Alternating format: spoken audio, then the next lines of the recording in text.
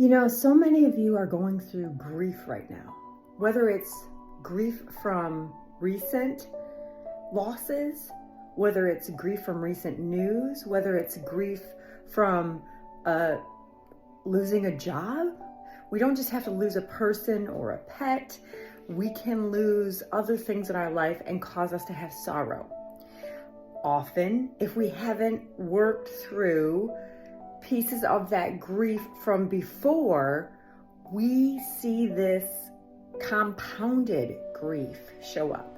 What does compounded grief look like? It looks like tightness in your chest. It looks like being tired, not wanting to do things that you normally wanted to do, having dreams of someone or of a pet. It can come through feeling restless, anxiety. You can displace your grief onto other folks. You can externalize your grief by thinking, oh, it's my job. My job's terrible right now. Or if I only had such and such, my life would be better. We often have to dig deep and think through, what is this grief? What are these thoughts? What are these feelings telling me? What do I need to do? If you have overwhelming grief, we have to sit through that and recognize, when do I need extra support? When is it too much? If you have grief that you've avoided, it still lurks in the corner, no matter how much or how much we try to avoid it or how long we try to avoid it. It's going to be there saying, hey, I'm here when you're ready.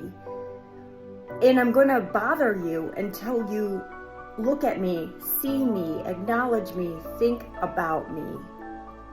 Grief is difficult, but unresolved grief leaks through our lives in many, many different ways.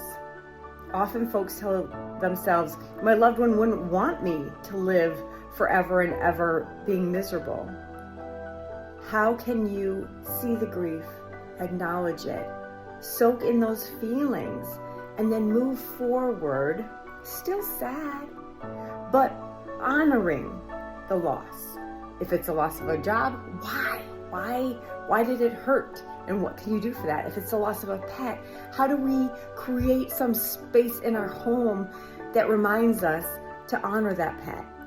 If it's a person, do we write a love letter to our loved one? Do we visit their gravesite? Do we go through their old things? What do we do to then celebrate their life? Grief is so hard, and it requires us to give it full attention. Give it that full attention. Honor yourself. Honor your loss. I'm Dr. Meredith Rausch, helping you connect better with yourself and each other.